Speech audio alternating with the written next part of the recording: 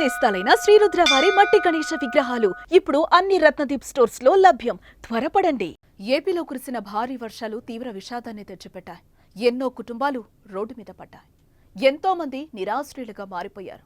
కట్టుబట్టలతో ఇంటి నుంచి బయటకొచ్చారు. భారీగా ప్రాణ నష్టం జరిగింది. ఇప్పటి వరకు భారీ వర్షాలకు 14 మంది చనిపోయారు.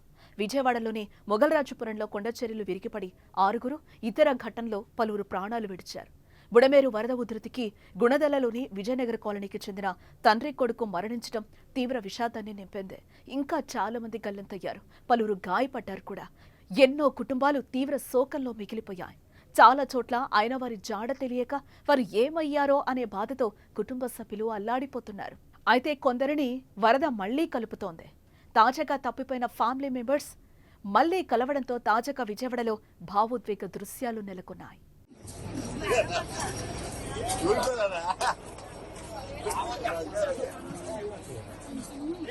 విజయవాడ సింగ్ నగర్ ను వరద ఏ స్థాయిలో చుట్టుముట్టిందో తెలిసిందే.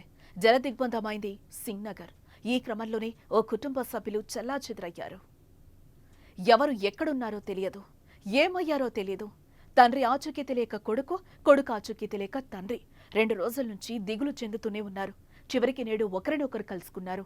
కొడుకును చూసిన వెంటనే తండ్రి చిన్నపిల్లల్లా బోరున విలపిస్తూ హత్తుకున్నాడు. కుమారుడు కూడా తీవ్ర భావోద్వేగానికి గురై తండ్రి గుండెలపై వాలాడు. ఈ దృశ్యాలు సోషల్ మీడియాలో వైరల్ అవుతున్నాయి. తండ్రి కొడుకుల ప్రేమ, అనుబంధం ప్రతి ఒక్కరి మనసును హత్తుకుంటోంది.